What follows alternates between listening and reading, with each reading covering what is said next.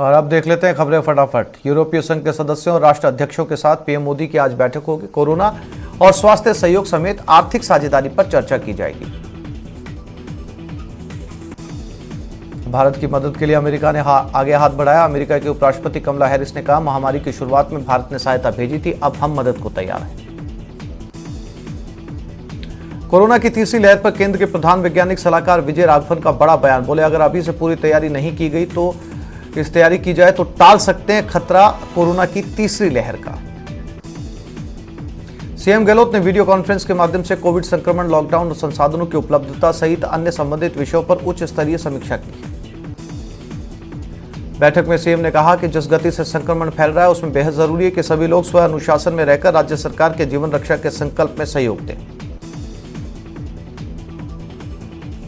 CM ने प्रदेशवासियों से अपील की है कि वे अपनी और अपनों की जीवन रक्षा के लिए 10 मई से लागू होने वाले लॉकडाउन की गाइडलाइन की पूरी तरह पालना करें। मुख्यमंत्री ने यह भी निर्देश दिए कि निजी अस्पताल कोविड रोगियों से उपचार के लिए तय की गई दरों से ज्यादा पैसे न वसूलें।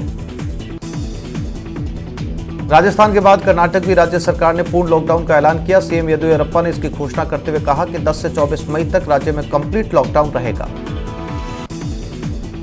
कांग्रेस अध्यक्ष सोनिया गांधी ने मोदी सरकार पर कोरोना वायरस महामारी को लेकर अपनी जिम्मेदारियों से पीछे हटने का आरोप लगाया। इस दौरान उन्होंने कहा कि मौजूदा हालात पर चर्चा के लिए तत्काल एक सर्वदलीय बैठक बुलाई जानी चाहिए। कांग्रेस नेता राहुल गांधी ने एक बार फिर प्रधानमंत्री नरेंद्र मोदी को चिट्ठी लिखी है। राहुल ने कोरोना संकट को लेकर प्रधानमंत्री नरेंद्र मोदी को कई सुझाव भी दिए, साथ ही संपूर्ण लॉकडाउन पर चर्चा की। सुप्रीम कोर्ट ने शुक्रवार को एक बार फिर ऑक्सीजन सप्लाई को लेकर कड़ा रुख अपनाया। दरअसल दिल्ली को फिर 700 एमटी से कम ऑक्सीजन मिला। सुप्रीम कोर्ट ने केंद्र को फिर फटकार लगाई। ममता बनर्जी ने पीएम नरेंद्र मोदी को चिट्ठी लिखकर ऑक्सीजन की सप्लाई करने की मांग की। ममता बनर्जी ने पीएम को लिखी चिट्ठी में कहा कि राज्य को अगले 7-8 दिनों में 550 मीट्रिक टन ऑक्सीजन की जरूरत पड़ सकती है। चिकित्सा मंत्री डॉक्टर रघु शर्मा और परिवहन मंत्री प्रताप सिंह खाचरियावास ने जयपुर के ईएसआई हॉस्पिटल का दौरा किया। इस दौरान खाचरियावास ने हॉस्पिटल को 20 ऑक्सीजन कॉन्सेंट्रेटर दिए। इस दौरान चिकित्सा मंत्री ने वैक्सीन को लेकर कहा कि इस वक्त वडोदरा में वैक्सीन की कमी है। जब पर्याप्त वैक्सीन मिलेगी तो पूरे प्रदेश में 18+ वालों को टीकाकरण होगा। परिवहन मंत्री खाचरियावास ने ऑक्सीजन सप्लाई को लेकर केंद्र सरकार पर प्रदेश के साथ भेदभाव का आरोप लगाया और कहा कि मांग के अनुसार वडोदरा को ऑक्सीजन नहीं मिल रही। बीजेपी प्रवक्ता रामलाल शर्मा ने प्रदेश सरकार के मंत्रियों और कांग्रेस विधायकों पर कोरोना गाइडलाइन के उल्लंघन का आरोप लगाया। वडोदरा में कोरोना की दूसरी लहर कहर साबित हो रही है। यहां 24 घंटे में 164 लोगों की मौत हो गई, जबकि 18,231 लोग संक्रमित पाए गए। राजधानी जयपुर में भी कोरोना का कोहराम जारी है। पिंक सिटी में 24 घंटे में रिकॉर्ड तोड़ 4,202 नए मामले सामने आए और यहां सबसे ज्यादा 48 लोगों ने अपनी जान गंवाई। लॉकडाउन के दौरान जयपुर मेट्रो बंद रहेगी, यानी 10 से 24 मई तक जयपुर मेट्रो की सेवाएं ठप रहेंगी। ये जानकारी जयपुर मेट्रो के सीएमडी अजिताभ शर्मा ने दी। दिल्ली में ऑक्सीजन संकट के बीच धंधेबाजों के ठिकानों पर छापेमारी लगातार जारी है। खान मार्केट इलाके में 425 से ज्यादा ऑक्सीजन कॉन्सेंट्रेटर बरामद किए गए। जयपुर पुलिस ने रेमडेसिविर की कालाबाजारी का भंडाफोड़ किया और डॉक्टर के साथ 2 एजेंट को गिरफ्तार किया। यह कार्रवाई विद्याधर नगर इलाके में की गई। पुलिस ने 2 रेमडेसिविर इंजेक्शन भी बरामद किए। अजमेर में भी पुलिस ने रेमडेसिविर की कालाबाजारी करते 2 युवतियों को हिरासत में लिया। दोनों से पूछताछ जारी। हैदराबाद के बाद अब उत्तर प्रदेश के इटावा में लायन सफारी की शेरनी कोरोना संक्रमित हुई है। हालांकि लायन सफारी में शेरों के संक्रमित की सूचना को सफारी प्रशासन सिरे से खारिज कर रहा है। डीएमके प्रमुख एमके स्टालिन ने तमिलनाडु के मुख्यमंत्री पद की पहली बार शपथ ली। राजभवन में राज्यपाल बनवारी लाल पुरोहित ने उन्हें शपथ दिलाई। स्टालिन के मंत्रिमंडल में उनके साथ 33 सदस्य हैं, जिसमें से 15 पहली बार मंत्री बने। राजस्थान हाईकोर्ट ने 2 दिन में सुरोई अस्पताल में बंद पड़े वेंटिलेटर्स चालू कर कोर्ट में शपथ पत्र पेश करने के निर्देश दिए। मामले पर अगली सुनवाई 17 मई को होगी। पंजाब के अमृतसर में ड्राई फ्रूट की फैक्ट्री में भीषण आग लग गई। इस आग पर काबू पाने के लिए फायर ब्रिगेड की कई गाड़ियां मौके पर पहुंची। यूपी के हाथरस में बैटरी फैक्ट्री में भीषण आग लग गई। इस आग पर फायर ब्रिगेड ने कड़ी मशक्कत के बाद आग पर काबू पाया।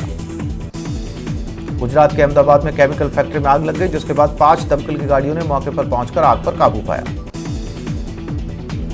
कॉमेडियन सुनील पाल से आज मुंबई पुलिस पूछताछ करेगी, जिसके लिए सुनील पाल को पुलिस ने नोटिस भेजा। सुनील पर डॉक्टर के बारे में गलत टिप्पणी करने का आरोप है। जालौर में मासूम अनिल के सफल रेस्क्यू ऑपरेशन के बाद सीएम गहलोत ने खुशी जाहिर की और उन्होंने रेस्क्यू टीम को बधाई दी। सीएम गहलोत ने ट्वीट कर लिखा कि राहत और प्रसन्नता की बात है। जालौर में बोरवेल में गिरे 4 साल के मासूम बच्चे अनिल देवासी को सकुशल बाहर निकाल लिया गया है। गंगानगर में कोतवाली की नाक के नीचे महज 100 मीटर की दूरी पर 2 दुकानदारों के गुटों के बीच में जमकर लात घुसे चले। प्रतापगढ़ के गौतमेश्वर महादेव के गणेश घाटी द्वार के सामने वाली पहाड़ी पर अज्ञात कारणों के चलते आग लग गई। कोटा ग्रामीण के बहुचर्चित सुकेत नाबालिग गैंगरेप कांड में ग्रामीण पुलिस ने चालान पेश कर दिया। हालांकि आरोपियों की गिरफ्तारी के महज 2 महीने के भीतर ग्रामीण पुलिस ने यह चालान पेश किया है।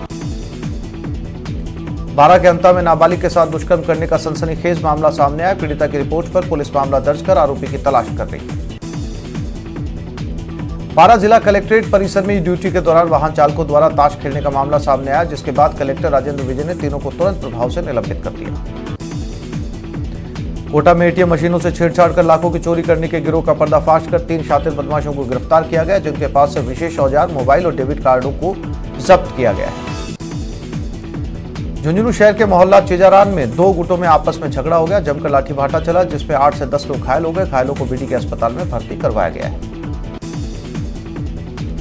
चोमू में कोरोना गाइडलाइन के उल्लंघन करने पर प्रशासन मिठाई की दुकान पर कार्रवाई की और 5,100 रुपए का चालान काटकर जुर्माना राशि वसूल की। बीकानेर में भी पुलिस ने कोटगेट थाना इलाके में कोविड गाइडलाइन की अवहेलना करने पर दुकानदार पर जुर्माना लगाया।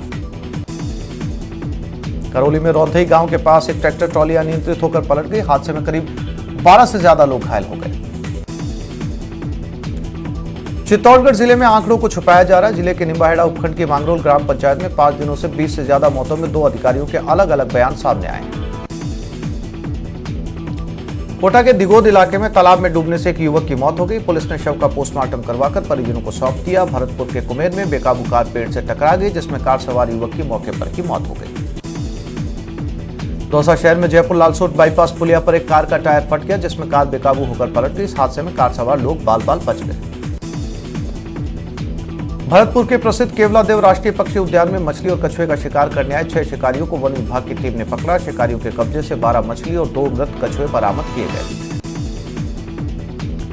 कोटा में महामारी रेड अलर्ट जन अनुशासन पखवाड़े के तहत पुलिस ने कोरोना गाइडलाइन की पालना करवाने के लिए सख्ती बरतना शुरू कर दिया। पुलिस ने 817 लोगों के खिलाफ कार्रवाई कर 1 लाख रुपए से ज्यादा का जुर्माना वसूला।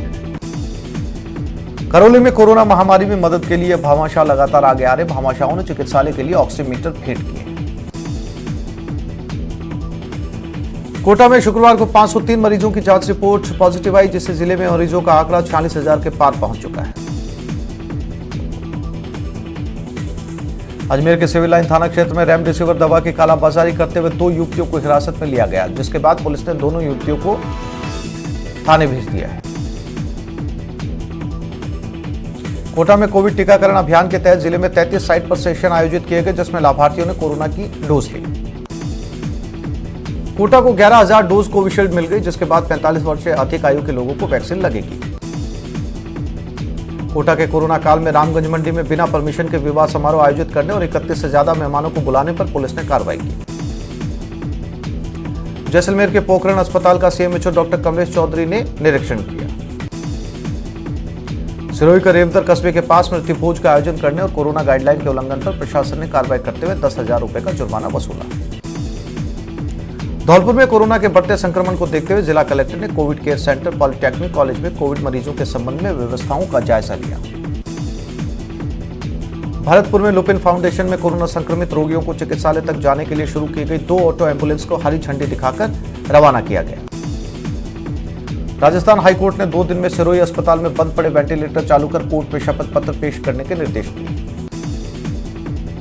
पोखरण में कोरोना के बढ़ते संक्रमण को देखते हुए लवा ग्राम पंचायत में होने वाले विवाह की सूचना मिलने पर पुलिस मौके पर पहुंची, लेकिन टीम को मौके पर कुछ नहीं मिला। प्रतापगढ़ में कोरोना महामारी को लेकर गांव में प्रार्थना का दौर शुरू हो गया, जिसके चलते गांव के लोगों ने गांव में प्रवेश द्वार को सील कर दिया है। कोरोना काल में शादी न करने को लेकर समझाइश की जा रही है। इसके साथ ही झालावाड़ पुलिस का यह नियम खुद के ऊपर भी लागू करके पुलिस के जवानों और अफसरों के बेटे की शादियां स्थगित कर रखे हैं। भरतपुर में कोरोना काल में एक आयोजन में आए लोगों को होली खेलने का वीडियो वायरल हुआ। वीडियो में कुछ लोग एक साथ होली खेलते हुए नजर आए। राजसमंद, मैलिन्स और प्रशासन ने रेड अलर्ट पखवाड़े में प्रदेश की सबसे बड़ी कार्रवाई को अंजाम दिया। पुलिस ने एक शादी समारोह में सरकारी गाइडलाइन का उल्लंघन करने पर आयोजक पर 1 लाख रुपए का जुर्माना लगाया। चूरू के सुजानगढ़ में किसानों का धरना उपखंड दफ्तर पर लगातार 143वें दिन भी जारी। कोटा में एक साथ ऑक्सीजन प्लांट में तकनीकी खामी आ जाने से हड़कंप मच गया। चूरू के अस्पतालों में मरीजों की लाइफ सेविंग मानी जाने वाली डेक्सा मैथासोन की सप्लाई नहीं हो रही, जिसके चलते कोविड प्रभारी डॉक्टर ने अपने पैसों से मरीजों के लिए 140 इंजेक्शन उपलब्ध करवाए। चूरू के सुजानगढ़ में सभापति और पार्षदों ने सीएम फंड में मदद के लिए सहायता राशि दी। प्रतापगढ़ जिले के विधायक रामलाल मीणा ने नियमों के विपरीत अपने घर पर टीका लगवाने का फोटो सोशल मीडिया पर वायरल होने के बाद विधायक की कड़ी आलोचना हुई।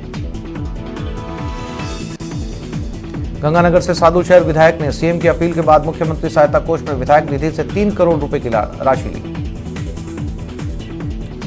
गंगानगर में शुक्रवार कोरोना के रिकॉर्ड 835 नए मामले सामने आए। इस तरह जिले में कोरोना केसेस की संख्या 4,996 के पार पहुंच गई। बाड़मेर में राजस्व मंत्री हरीश चौधरी सहित पूरा प्रशासनिक अमला मरीजों को सहूलियत देने में जुटा हुआ है। कोटा में कोरोना और मौसमी बीमारियों की रोकथाम के लिए चिकित्सा विभाग की ओर से जिले में नियमित डोर टू डोर सर्वे जारी है। सीकर में ऑक्सीजन की किल्लत, अस्पतालों में बेड की कमी को दूर करने के लिए विधायक राजेंद्र पारिक और नगर सभापति जीवन खान ने पहल की। भीलवाड़ा में संक्रमित मरीजों की बढ़ती संख्या के बीच कई भामाशाहों की मदद से साड़ा तहसील के गंगापुर के माहेश्वरी सेवा संस्थान में कोविड केयर सेंटर की शुरुआत की गई। प्रदेश में 31,000 पदों पर थर्ड ग्रेड टीचर्स भर्ती के लिए रिट परीक्षा 20 जून को होना प्रस्तावित है, जिसका करीब 16 लाख अभ्यर्थियों को बेसब्री से इंतजार है, लेकिन इस परीक्षा की तारीख कई बार टल चुकी है।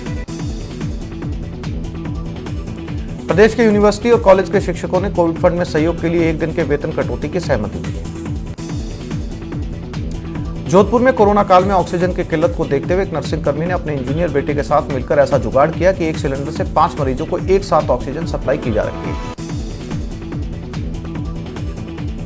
जैसलमेर जिले से सटे साकड़ा गांव की प्रियंका ने एमबीबीएस की डिग्री हासिल कर महिला सशक्तिकरण की मिसाल कायम की। बीकानेर में वैक्सीन लगाने के लिए महिला और पुरुषों की भीड़ देखी गई। गंगानगर के सूरतगढ़ में 3 दिनों के अंतराल के बाद खुली दुकानों पर शुक्रवार को भारी भीड़ रही। प्रतापगढ़ के जिला अस्पताल में कोरोना संक्रमण के चलते अस्पताल में मरीजों और उनके तीमारदारों की भीड़ बढ़ रही है। ऐसे में यहां आने वाले लोगों के लिए श्री राम जन जागरण समिति के कार्यकर्ता नाश्ते की व्यवस्था कर रहे हैं। कोटा शहर में इंडियन सोशल क्लब ने कोरोना काल में ड्यूटी पर तैनात पुलिसकर्मियों के लिए शीतल पेयजल, लू से बचाव के लिए छाछ और लस्सी के पैकेट मुहैया करवाए। बीकानेर में कोरोना का खतरा बढ़ रहा है, तो वहीं रोजाना लगातार कोरोना पॉजिटिव मरीज भी सामने आ रहे हैं, लेकिन लोग गाइडलाइन की पालना नहीं कर रहे हैं। कोरोना के संक्रमण को देखते हुए शहर पुलिस ने ऑटो चालकों के लिए विशेष व्यवस्था की। यात्रियों की सुरक्षा को देखते हुए 17 मई तक ऑड इवन फॉर्मूले से ऑटो चलाने का फॉर्मूला तय किया गया।